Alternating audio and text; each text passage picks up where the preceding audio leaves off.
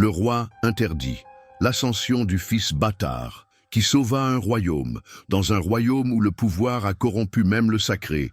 6 nonnes ont payé le prix du désespoir royal. 5 enfants ont péri dans de mystérieuses circonstances, mais un seul a survécu, grâce à la bravoure d'une mère qui a osé défier un roi. 16 ans plus tard, le destin tisse sa toile de justice lorsque le fils de la nonne revient pour réclamer ce qui lui appartient par le sang, déclenchant une tempête de révélations qui changera à jamais le destin d'Alta Cruz. Avant de nous plonger dans cette histoire de secrets et de pouvoir, laissez votre like pour ne manquer aucun détail et abonnez-vous à la chaîne pour plus de récits qui défient le destin. Le royaume d'Alta Cruz traversait son heure la plus sombre. 20 ans s'étaient écoulés depuis que le roi Baldomero Teno avait épousé la belle Constanza de Valmont, et 20 ans que le peuple attendait un héritier qui ne vint jamais. Le palais royal, avec ses imposantes tours de pierre blanche qui symbolisaient autrefois la prospérité, ressemblait désormais à un mausolée où mouraient les espoirs de continuité dynastique. Le roi Baldomero, un homme de robuste constitution et à la barbe grisonnante, se consumait en silence. Chaque nouvelle lune, sans l'annonce d'une grossesse royale, creusait davantage les rides sur son visage et assombrissait son regard. La reine Constanza, quant à elle, avait vu sa beauté se flétrir entre les potions de guérisseuse, les pèlerinages à des sanctuaires et les traitements douloureux qui promettaient la fertilité, mais n'apportaient que déception. « Avez-vous vu comment le roi regarde les jeunes demoiselles pendant les banquets ?» murmuraient les dames de compagnie dans les couloirs. « On dit que la reine ne le reçoit plus dans ses appartements », répondaient d'autres, alimentant des rumeurs qui couraient comme une traînée de poudre dans les salons de la cour. Le conseil royal, composé des nobles les plus puissants du royaume, avait convoqué une réunion extraordinaire ce matin de printemps.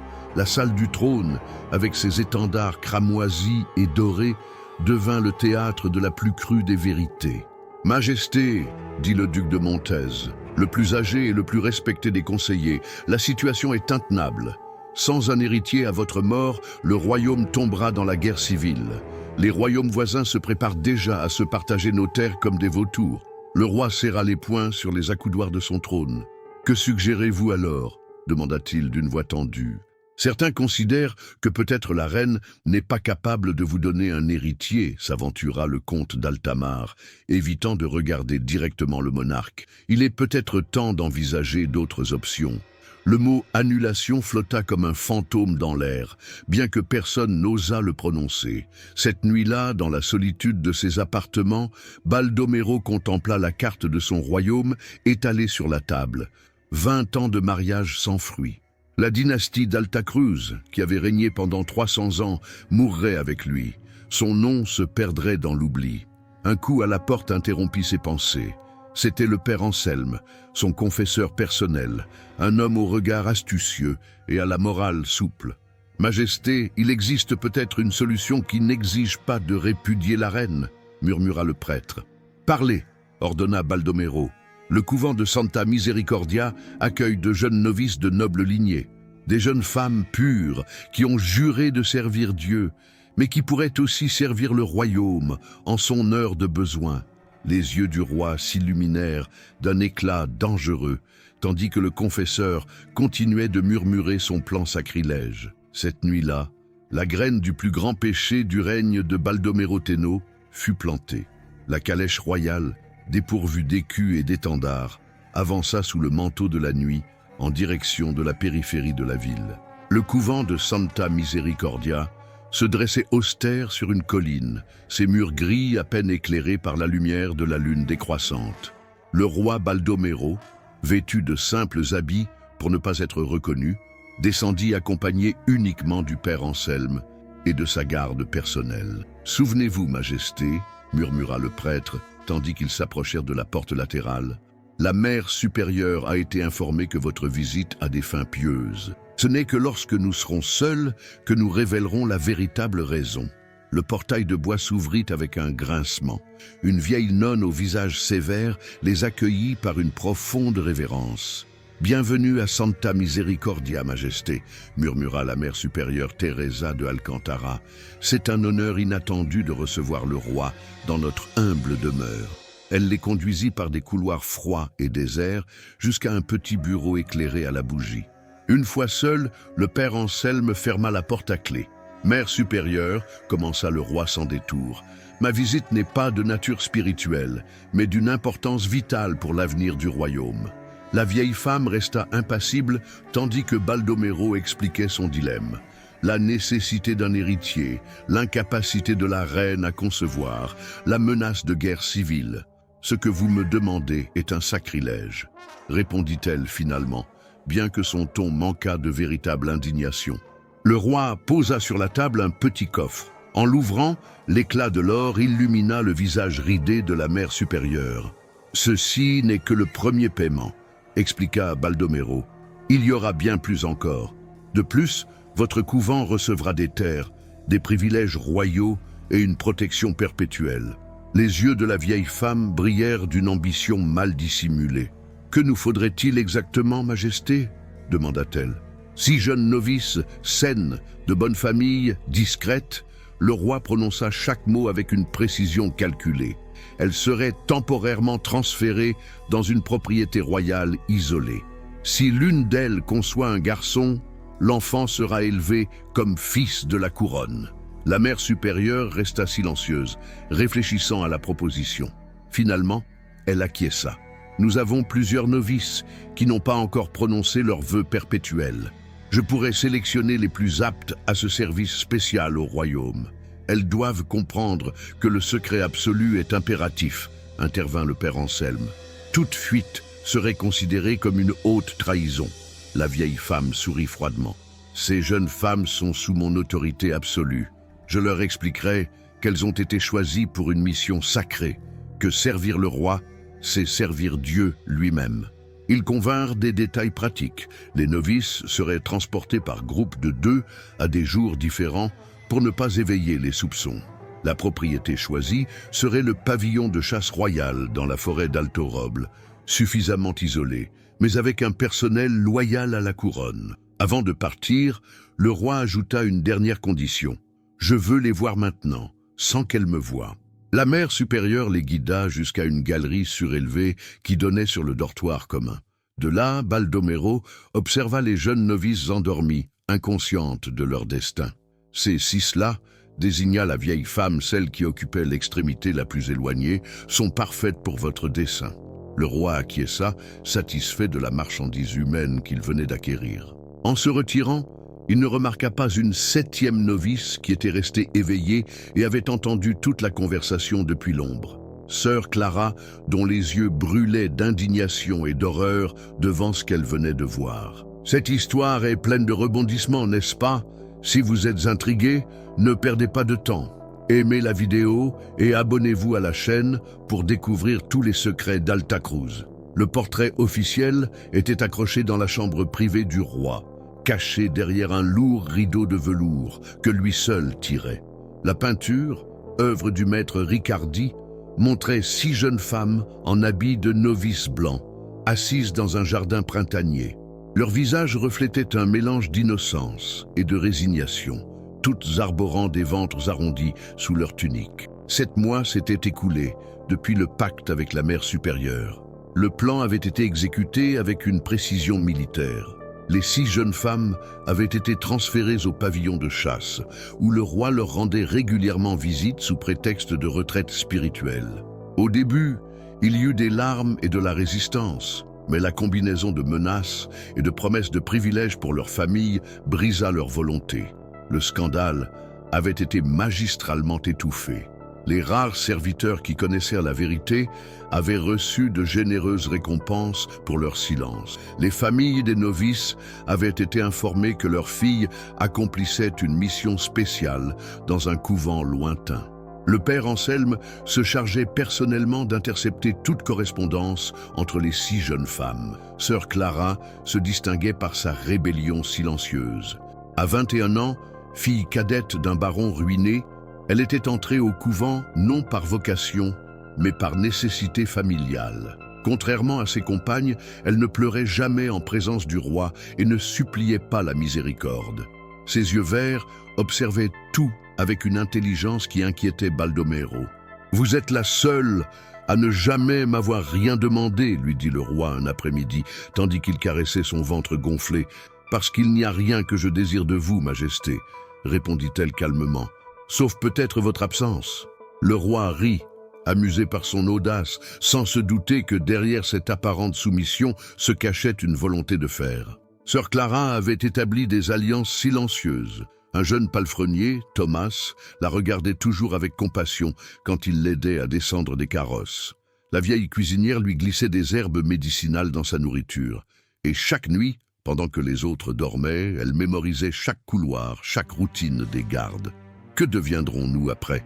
demanda un soir sœur Béatrice, la plus jeune de toutes, en caressant son ventre. « Ce que le roi décidera, » répondit sœur Agnès avec résignation. « Ce que nous déciderons, » murmura Clara, si bas que personne ne l'entendit. Le jour que toutes attendaient arriva enfin. Sœur Béatrice fut la première à accoucher, suivie de sœur Agnès et sœur Marguerite. Toutes trois donnèrent naissance à des garçons pour le plus grand plaisir du roi. Sœur Louise et sœur Thérèse donnèrent naissance à des filles, qui furent immédiatement envoyées à des familles nobles, loyales à la couronne. Seule restait Clara, dont l'accouchement était prévu pour la semaine suivante. Mais elle savait quelque chose que les autres ignoraient. Son terme avancerait, et quand ce moment viendrait, elle serait prête à exécuter le plan qu'elle préparait depuis des mois. La tempête se déchaîna avec fureur sur le pavillon de chasse royale cette nuit de printemps. Les éclairs illuminaient par intermittence la pièce où sœur Clara se tordait de douleur, mordant un morceau de tissu pour ne pas crier. Elle n'avait pas appelé la sage-femme, n'avait pas alerté les gardes. Ce moment, elle l'avait décidé, serait le sien. Les contractions avaient commencé au crépuscule, plus tôt que prévu. Clara l'interpréta comme un signe. La nature conspirait en sa faveur, lui offrant le chaos de la tempête comme allié pour son évasion. « Respire profondément », murmura Thomas, le palefrenier, agenouillé à côté d'elle. Ses mains calleuses tenaient celles de la jeune femme avec une délicatesse impensable pour un homme de sa condition. Thomas avait été son complice silencieux pendant des mois. Ce qui avait commencé comme des regards de compassion se transforma en admiration et finalement en un amour que ni l'un ni l'autre n'osait nommer. Il avait tout préparé. Un cheval, des provisions, de faux documents obtenus à prix d'or. « Je ne pourrai pas monter après l'accouchement », avait objecté Clara des semaines auparavant. « Il y a une petite charrette, je te cacherai dans le foin. Je connais des sentiers que les gardes ignorent, » répondit-il avec détermination. Un éclair particulièrement intense illumina la pièce, tandis que Clara donnait la dernière poussée. Le cri du nouveau-né se mêla au rugissement du tonnerre, comme si le ciel lui-même célébrait son arrivée. « C'est un garçon !» annonça Thomas d'une voix tremblante en prenant le petit. « Un enfant fort et en bonne santé. » Clara tendit les bras pour recevoir son fils. Un instant, toute la douleur et la peur se dissipèrent devant la vision de ce tout petit visage. Il avait les mêmes yeux verts qu'elle, mais la forme du menton était incontestablement royale. Cette histoire est plus excitante que vous ne l'imaginiez, n'est-ce pas? Ne manquez rien, aimez la vidéo et abonnez-vous pour plus de contenu qui vous tiendra en haleine du début à la fin. Nous devons partir maintenant, pressa Thomas en nettoyant le bébé et en l'enveloppant dans des couvertures. Les gardes se sont abrités de la tempête. C'est notre seule chance. Avec une force née du désespoir, Clara se leva. La douleur était insupportable, mais la peur qu'on lui enlève son fils était encore plus grande. Thomas l'aida à s'habiller de simples vêtements de paysanne qu'il avait procurés. Puis, il plaça le bébé dans un porte-bébé improvisé contre la poitrine de la mère. « Si nous sommes séparés, » murmura Clara, embrassant le front du petit, « cherche le village de Rocablanca. Demande la veuve Marcella, mon ancienne nourrice. » Ils avancèrent dans les couloirs déserts, s'arrêtant à chaque craquement. La pluie fouettait violemment les vitres, masquant le bruit de leurs pas. Arrivé aux écuries, Thomas prépara rapidement la petite charrette, la cachant sous du foin et des couvertures. « Halte !» cria soudain une voix. Un garde apparut à l'entrée, trempé et l'épée dégainée. « Cours !» ordonna Thomas à Clara, s'interposant entre elle et le soldat. La dernière chose que Clara vit en s'éloignant sous la tempête fut Thomas se battant férocement contre le garde. Un éclair illumina la scène comme dans un tableau macabre, deux hommes engagés dans un combat mortel, tandis qu'une mère fugitive disparaissait dans la nuit avec l'héritier du royaume. À l'aube, lorsque la tempête s'apaisa, le couvent et le palais royal furent ébranlés par la nouvelle. Sœur Clara avait disparu, emportant avec elle le dernier fils du roi. Le corps de Thomas fut retrouvé à côté de celui d'un garde, tous deux mortellement blessés. Baldomero Tenno, furieux, ordonna une recherche implacable, mais Clara et son fils avaient disparu comme la brume matinale, ne laissant derrière eux que des rumeurs et des questions sans réponse. 15 années s'écoulèrent, comme l'eau entre les doigts, dans le petit village de Roccablanca, situé à l'extrémité la plus reculée du royaume. Personne ne questionnait la veuve Adela et son fils Matteo. Elle tissait et vendait des tapisseries d'une beauté extraordinaire, que les marchands achetaient pour les revendre dans la capitale. Il avait grandi comme n'importe quel jeune villageois, fort, travailleur, les mains calleuses par les travaux des champs. Mais certains détails les distinguaient. L'éducation du jeune Matteo, par exemple, était inhabituelle pour un simple paysan. Adela lui avait appris à lire et à écrire couramment, lui racontait des histoires de rois et de batailles avec une précision historique et insistait pour qu'il se comporte avec une dignité indigne de sa condition apparente. Vous ne voudrez pas manquer ce qui va suivre. Avez-vous déjà liké et vous êtes-vous abonné à la chaîne? Faites-le maintenant pour continuer à suivre cette saga électrisante. Pourquoi dois-je apprendre ces choses, mère? Demandait fréquemment Matteo. Aucun de mes amis ne sait qui était le roi Armand III, ni comment s'adresser à un duc. Parce que la connaissance n'est jamais un fardeau, mon fils, répondait-elle invariablement, évitant la vraie réponse. Les nuits, quand Matteo dormait, Adela sortait de sa cachette un médaillon d'or avec le blason royal et le contemplait à la lumière des bougies. C'était sa seule preuve, son seul lien avec le passé qu'elle avait laissé derrière elle. Parfois, elle pleurait en silence, se souvenant de Thomas, qui avait donné sa vie pour qu'il s'échappe. Les nouvelles du royaume arrivaient à Roccablanca avec du retard, apportées par des marchands et des troubadours itinérants. C'est ainsi qu'Adela apprit, avec horreur, le destin des autres enfants royaux. Un par un, les 5 nourrissons étaient morts, dans de mystérieuses circonstances au cours de leurs premières années de vie. On dit que le prince Rodrigo est tombé de sa chambre, racontait un commerçant à la taverne, et le petit Alfonso s'est noyé pendant son bain. Le 3e est tombé malade subitement, et les 2 filles ont péri dans un incendie. Adela connaissait la vérité. Quelqu'un à la cour éliminait systématiquement les héritiers illégitimes. Peut-être le roi lui-même, craignant que son péché ne soit découvert, ou peut-être la reine Constanza, se vengeant de l'humiliation subie. La seule certitude était que sa décision de fuir avait sauvé Matteo. À 16 ans, le garçon était devenu un beau jeune homme qui attirait les regards partout où il passait, non seulement par son physique, mais par une certaine présence naturelle, un air d'autorité inné qui déconcertait même les anciens du village.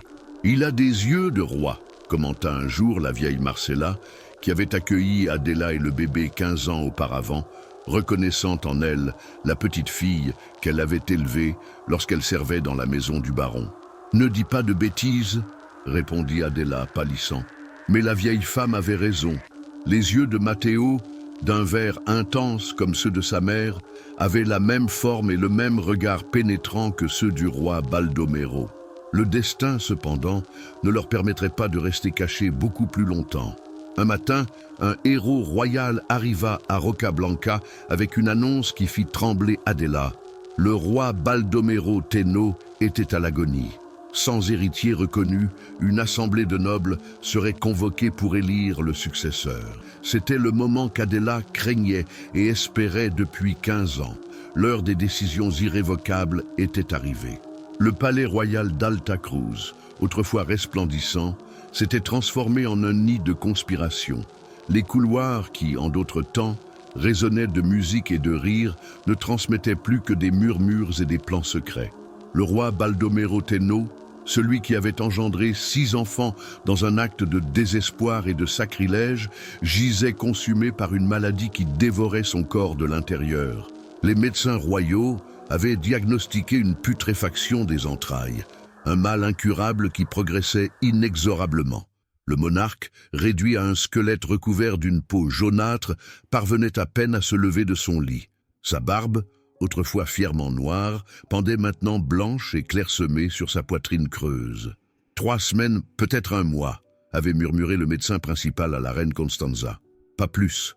La nouvelle se répandit comme un feu de paille. Les nobles les plus ambitieux commencèrent à mobiliser leurs ressources. Le duc de Montez, cousin éloigné du roi, avait secrètement fait venir des troupes dans ses propriétés proches de la capitale. Le comte d'Altamar avait vidé ses coffres, soudoyant des membres du conseil royal. Même le jeune baron de Peña Negra, connu pour sa cruauté, se portait candidat au trône vacant. Le royaume se vide de son sang, tandis que les vautours se préparent au festin, commenta amèrement le chancelier Rodrigo au capitaine de la garde royale, dans ses appartements privés. La reine Constanza contemplait son reflet dans le miroir d'argent. Avec l'âge, sa beauté ne s'était pas complètement fanée, mais les rides autour de ses yeux parlaient de décennies d'humiliation silencieuse. Elle avait supporté les rumeurs sur son infertilité, les maîtresses du roi et finalement le scandale des 6 nonnes enceintes qui n'étaient jamais mentionnées ouvertement, mais que tous connaissaient. « Majesté, » interrompit sa dame de compagnie, « le conseil sollicite votre présence d'urgence. » Dans la salle du conseil, 12 hommes attendaient, les visages sombres. Le duc de Montessé prit la parole sans cérémonie. « Majesté, nous devons discuter de la succession. Le royaume n'a pas d'héritier légitime reconnu. Mon époux vit encore, » interrompit Constanza d'une voix glaciale. « Pour peu de temps, » répondit le duc. « Et ensuite, sans un héritier mâle, le royaume tombera dans la guerre civile. » La reine observa les visages autour d'elle. Certains évitaient son regard, d'autres la défiaient ouvertement. Tous la voyaient comme une pièce jetable sur l'échiquier politique, une reine sans roi qui serait bientôt écartée. À chaque phrase, un nouveau mystère. Pour continuer à percer les secrets d'Alta Cruz et soutenir notre travail, laissez votre like et abonnez-vous à la chaîne. Je propose, continua Montezé, que le Conseil assume la régence temporaire en attendant de déterminer le successeur le plus approprié. « Et qui décidera qui est approprié ?» demanda Constanza. « Vous-même, peut-être. » Un murmure inconfortable parcourut la salle. La reine se leva, avec dignité. Pendant 20 ans, elle avait été un ornement silencieux. Maintenant, au crépuscule du règne de Baldomero, il découvrait qu'elle avait une voix et une volonté propres. « Mon époux respire encore », déclara-t-elle, « et tant qu'il le fera, il restera votre roi. Je reste votre reine, et je ne permettrai pas que vous déchiriez le royaume avant l'heure. » Elle se retira, laissant derrière elle un silence abasourdi. Mais en retournant à ses appartements, Constanza savait que son défi n'avait fait que gagner du temps. Sans héritier, sa position était intenable. Ce que personne ne savait, c'est que le destin avait déjà mis en marche les mécanismes qui changeraient à jamais le cours d'Alta Cruz. Le grand salon du trône regorgeait de nobles, vêtus de leurs plus beaux atours. La cérémonie de succession, bien que prématurée, considérant que le roi vivait encore, avait été convoquée par le Conseil royal pour préserver la stabilité du royaume. En réalité, tous savaient qu'il s'agissait d'un vulgaire partage du pouvoir. Les vitraux multicolores projetaient des lumières fantasmagoriques sur le sol de marbre. Le trône royal vide présidait la pièce comme un rappel silencieux de ce qui était en jeu. À ses côtés, sur un siège inférieur, la reine Constanza observait le spectacle avec une expression impénétrable, vêtue de noir rigoureux, comme si elle anticipait son veuvage. Le duc de Montezé, autoproclamé porte-parole du Conseil, s'apprêtait à lire les noms des candidats au trône lorsqu'un murmure parcourut la salle. Les lourdes portes de chêne s'étaient ouvertes pour laisser passer 2 figures inattendues. Une femme d'âge mûr, vêtue avec simplicité et dignité, avançait d'un pas ferme sur le tapis central. À ses côtés marchait un jeune homme d'environ 16 ans, grand et de port distingué malgré ses humbles vêtements. Ses cheveux sombres et ses yeux verts contrastaient avec sa peau claire. Les gardes intervinrent, confus par l'intrusion. « Qui ose interrompre l'assemblée ?» tonna le duc. La femme leva le visage, révélant des traits que certains des plus anciens présents reconnurent avec stupeur. « Mon nom est Adela, autrefois connue sous le nom de Sœur Clara, du couvent de Santa Misericordia, annonça-t-elle d'une voix claire qui résonna dans tout le salon. Et voici mon fils, Matteo d'Alta Cruz. Un silence sépulcral tomba sur l'assemblée. Certains nobles échangèrent des regards de panique, d'autres d'incrédulité. La reine Constanza se pencha en avant sur son siège, soudainement alerte. « Garde, expulsez ces imposteurs !» ordonna le duc, mais sa voix trembla légèrement. « Avant de nous expulser, » continua Adela, imperturbable. « Regardez bien le garçon. Observez ses yeux, son menton, la forme de ses mains. Demandez aux plus anciens de cette cour s'ils ne voient pas en lui le portrait vivant du roi Baldomero quand il avait son âge. » Les murmures s'intensifièrent. Certains courtisans s'approchèrent, examinant le jeune homme avec une surprise croissante. Matteo restait droit, confus, mais digne, exactement comme sa mère lui avait appris à se comporter toute sa vie. « Blasphème !» cria le comte d'Altamar. « Cette femme doit être arrêtée pour trahison. Pour dire la vérité ?» répliqua Adela. « Ne vous souvenez-vous pas tous du scandale des 6 nonnes enceintes, des 5 enfants qui sont morts mystérieusement ? Mon fils est le seul survivant, le seul héritier légitime de sang royal. » La commotion était totale. Certains nobles quittèrent précipitamment le salon, craignant d'être impliqués dans le scandale ressuscité. D'autres observaient fascinés le drame qui se déroulait sous leurs yeux. C'est alors que la reine Constanza se leva. D'un pas majestueux, elle descendit les marches de l'estrade et s'approcha du jeune homme. Pendant une longue minute, elle examina son visage en silence. Tous retenaient leur souffle. « Tes yeux » murmura finalement la reine, si bas que seuls Matteo et Adela purent l'entendre, sont les mêmes que ceux que j'ai vus pendant 20 ans de l'autre côté de mon lit.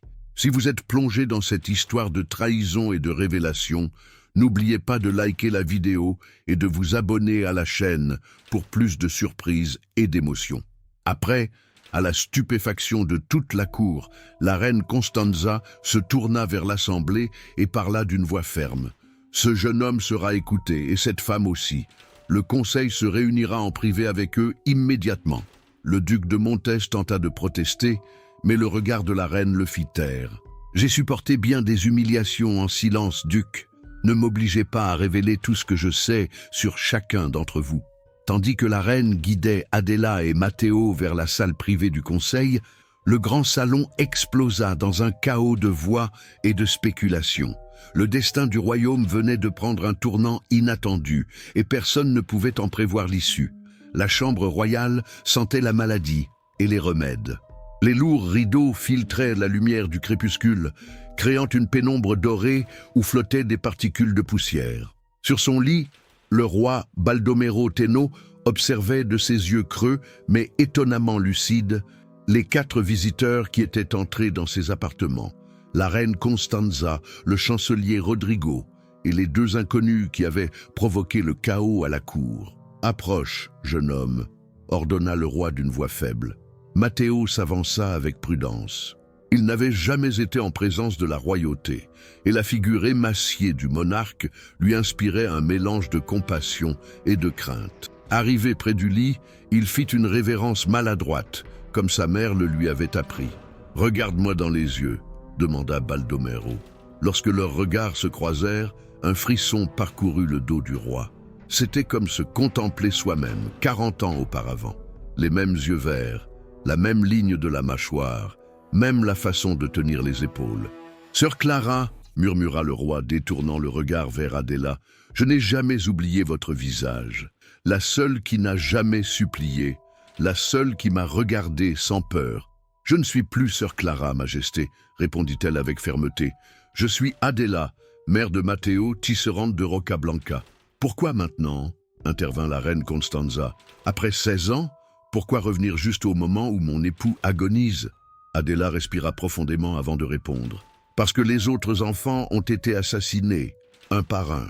Parce que j'ai vécu chaque jour dans la crainte qu'ils trouvent mon fils. Et parce que maintenant que le roi meurt, les nobles déchireront le royaume s'il n'y a pas d'héritier légitime. » Le chancelier Rodrigo, qui était resté silencieux, parla d'un ton prudent.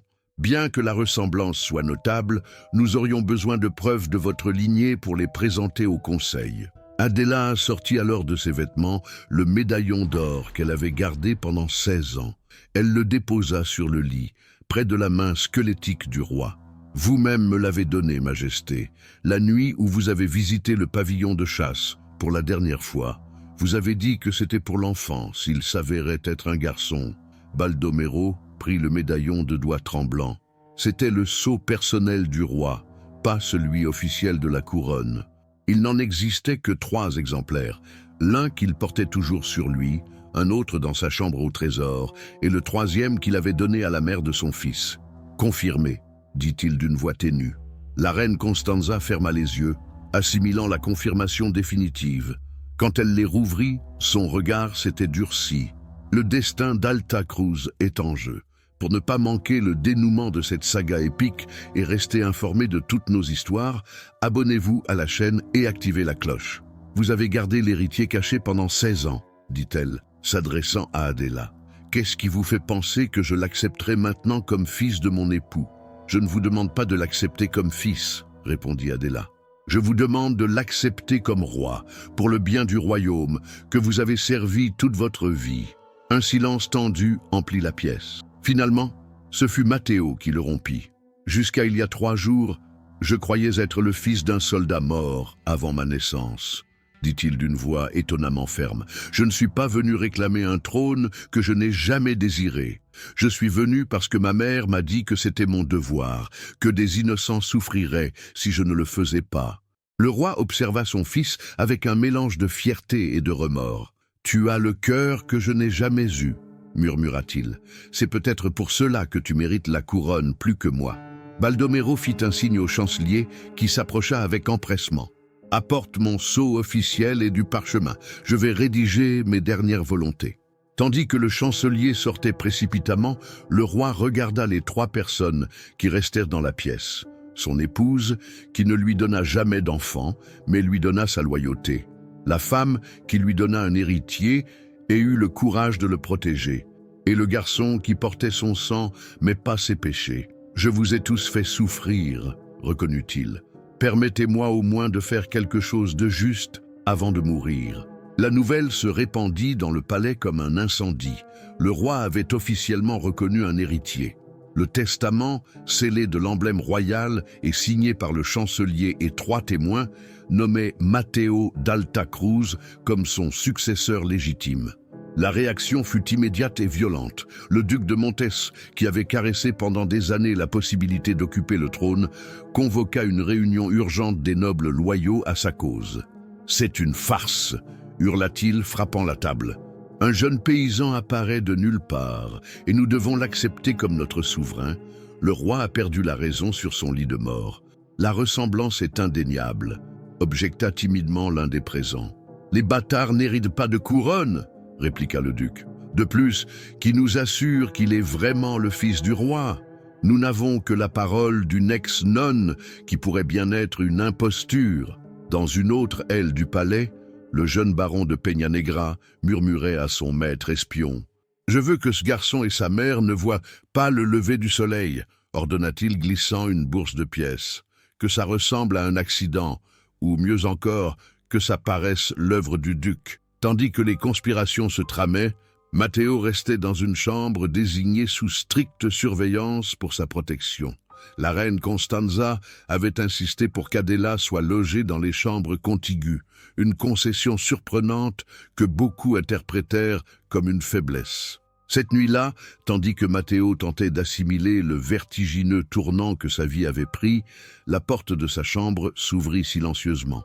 Un instant, le jeune homme craignit que ce ne soit l'assassin dont sa mère l'avait mis en garde. Mais celle qui entra fut la reine Constanza, seule et sans cérémonie. « Nous devons converser, » dit-elle simplement. Pendant 1 heure, la reine interrogea le garçon, non pas sur son origine ou les preuves de sa légitimité, mais sur son éducation, ses valeurs, sa vision du monde. Matteo répondit avec sincérité, sans prétention, révélant une intelligence naturelle et un sens inné de la justice qui surprirent Constanza. « Sais-tu combien tenteront de te tuer avant l'aube ?» demanda finalement la reine. Ma mère m'a averti, répondit Matteo calmement. Elle a dit que le pouvoir attire les vautours. Ta mère est une femme sage, concéda Constanza, plus que je ne l'étais à ton âge. Avant de se retirer, la reine ajouta énigmatiquement, pour ce qui viendra, fais-moi confiance, même si tout semble indiquer le contraire. Passé minuit, 4 hommes encapuchonnés se glissèrent dans les couloirs vers les chambres de Matteo et Adela. Ils portaient des dagues empoisonnées et des ordres précis.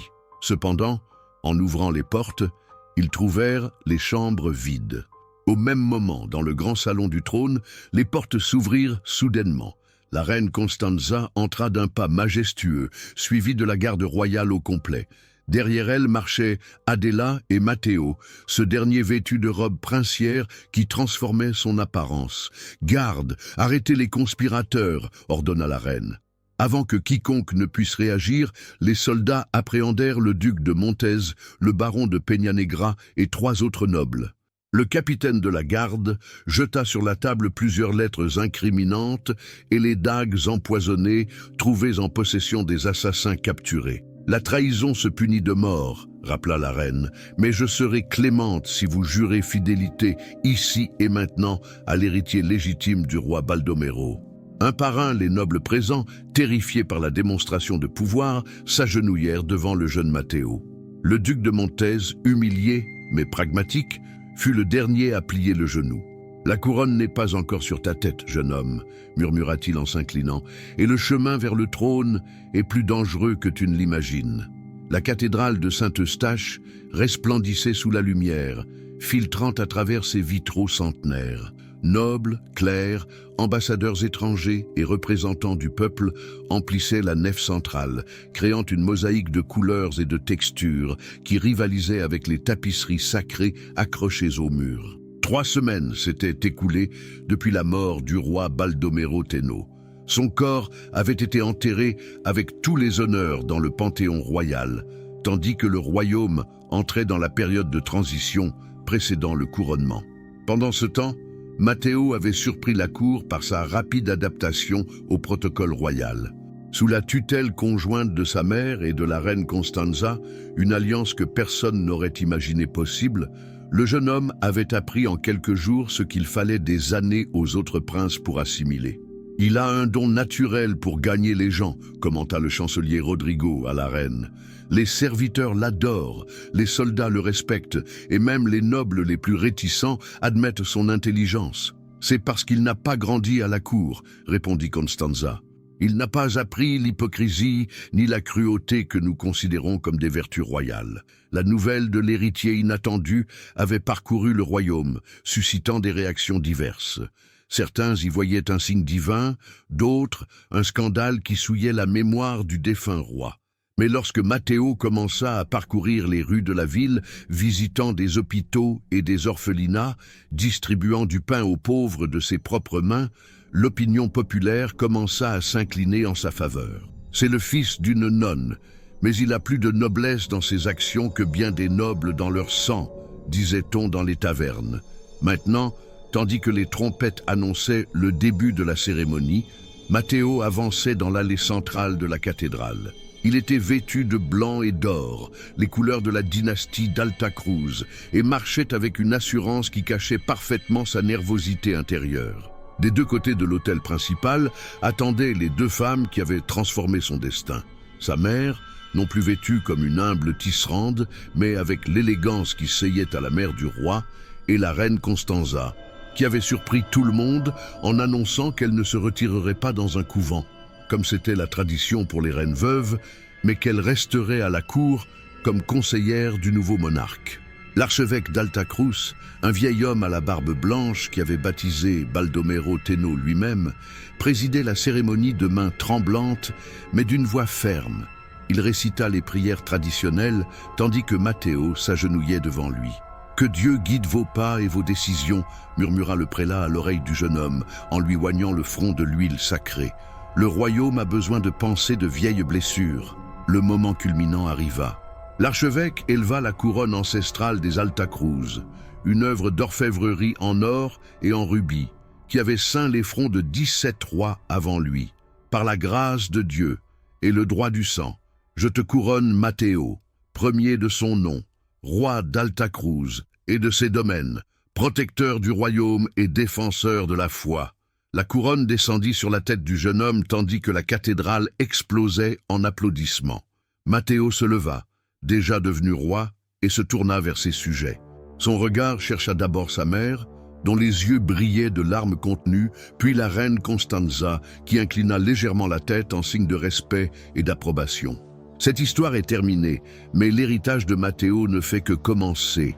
Laissez votre like si vous avez été ému par ce voyage épique, abonnez-vous à la chaîne pour plus d'histoires de royaumes et de destin, et commentez quel a été le moment le plus marquant pour vous. En sortant de la cathédrale, une foule attendait sur la place. Le soleil brillait de 1000 feux, comme si le ciel lui-même bénissait le nouveau règne. Matteo s'avança jusqu'au balcon du temple et leva les mains en signe de salut. « Longue vie au roi Matteo !» clama la foule, tandis que les cloches tintaient et les colombes prenaient leur envol. Le fils de la nonne et le roi contemplaient l'horizon de son royaume. À sa gauche, sa mère, à sa droite, la reine Constanza, deux femmes qui avaient été ennemies par nature, mais que le destin avait transformées en alliées pour le bien du royaume. « Alta Cruz renaîtra sous votre règne », murmura Constanza. « Pas sous mon règne », corrigea Matteo avec un sourire, « sous notre direction conjointe. » Et ainsi commença la légende du roi Matteo, le fils de la nonne qui apporta la paix à un royaume blessé par les péchés de son père. Que pensez-vous du parcours de Matteo, de l'enfant abandonné au roi? Croyez-vous que le destin de Matteo était déjà tracé dès sa naissance, ou que ses choix et le soutien de personnes comme sœur Clara, Adela et la reine Constanza ont façonné son chemin? Quel a été le moment le plus marquant pour vous dans cette histoire de révélation et de justice? Laissez votre commentaire et dites-nous ce qui vous a le plus frappé dans cette aventure épique d'Alta Cruz.